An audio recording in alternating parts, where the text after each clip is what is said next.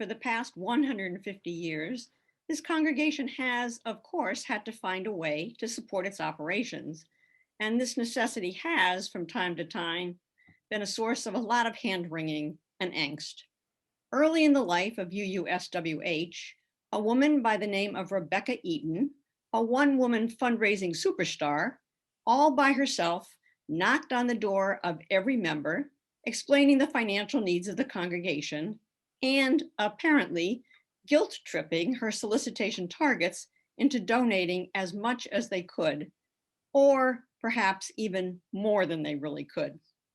I surely hope that the members of my stewardship committee and I were far more tactful than Rebecca Eaton, knowing that making a pledge of support to this amazing faith community should always come from a place of love and gratitude, not guilt.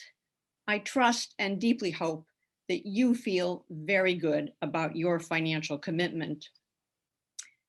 Because of all of you, we have surpassed our ambitious goal of $320,000. We have collected pledges for $326,000, so $6,000 above the target. Now, to tell you the truth, some of my committee colleagues thought that we could not raise more than $300,000 this year. But being the optimist that I am, I pushed hard for the $320,000 goal, which is the amount we really needed to pay next year's expenses, and we did it. In fact, we are still waiting to hear from a couple of pledge units, so there is room to actually improve on our successful outcome. Of those who pledged, an incredible 68% of you did so at or even above the amount that we requested. That is an extraordinary show of support. And 33 individuals or couples pledged at least 10% above their last year's financial commitment. Those fellow congregants are eligible for the raffle to win the dedicated parking space across from Rice House and next to our minister and chair of our board. And there's no better time than right now to conduct the drawing. So let me get my basket here with all of the names on slips of paper and let me pick a winner. No cheating. I'm going to close my eyes, pick a slip here. And the winners are Lynn and John Foreman. They will enjoy first-rate parking for all of fiscal year 22. Congratulations. Next week, by email, you will all receive a more detailed report of our stewardship effort. But now, most importantly, let me thank the very large number of people who helped with To Gather Again. First, my stewardship committee, David Barnard, who is leaving stewardship after 3 years of extraordinary service and who will be deeply missed, especially by me, who appreciated his financial analytic skills.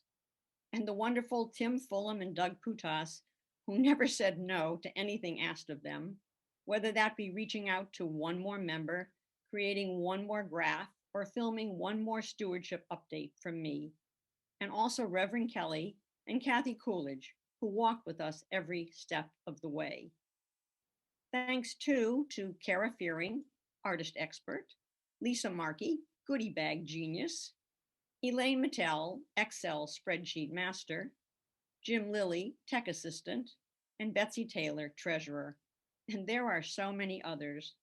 The 7 members of our board of trustees who supported this effort with their early and generous pledge commitments, the 11 members of the Gifts of Gratitude group who offered their poem selections for your reading pleasure, Michael Packard, who printed and collated all 800 pages of our solicitation packets and stood watch over the pledge forms that arrived by mail, the 18 drivers who got in their cars, found your homes, and delivered your goodie bags, the amazingly talented Susie Cartren, and the 17 members of the choir who created our thank you video, the 5 committee chairs who partnered with me in support of this drive, and finally, the 4 congregants who provided testimonials about why this faith community is so important to them and why they give generously. We are always strongest when we have a clear and inspiring goal to achieve, and when we work as a team to meet that goal. Yes, after 150 years, we are still raising money to support this beloved congregation, but we are doing it now not like Rebecca Eaton, but instead as a team, hopefully without feelings of guilt, but rather with gratitude and joy. My deepest thanks to each and every one of you. You are in my heart.